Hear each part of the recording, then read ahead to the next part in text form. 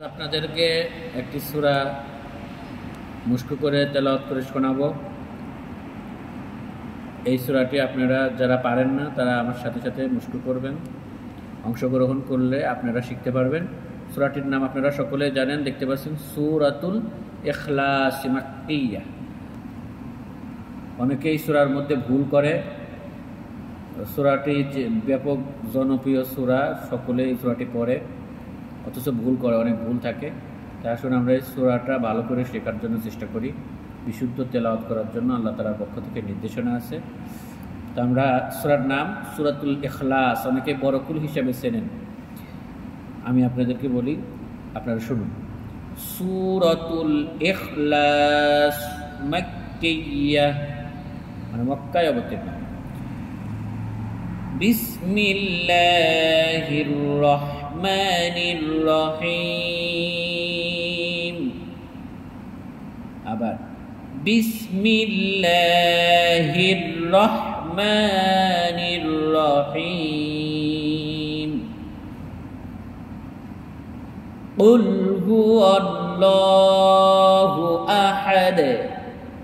অনেকে আপনারা ভুল করেন হলো কুলহু বলেন, কাফ দিয়ে আপনারা উচ্চারণ করেন, এখানে কাফ না, মনে রাখতে হবে কফ। কুল হুয়াল্লাহু আহাদ আল্লাহুস সামাদ। এই আয়াতের মধ্যে আপনারা অনেকে আল্লাহ বলেন, এখানে সামাদ বলেন। এই জন্য আপনারা এটা ঠিক করে নেবেন। এখানে হলো পোর করে পড়তে হবে, মোটা। আল্লাহুস সামাদ, সদের জায়গায় ঠোঁটটা গোল করে পড়বেন। আল্লাহুস সামাদ লাম ইয়ালিদ, লাম ইয়ালিদ, এখানে কলকলা করবেন। ওয়ালাম ইউলাদ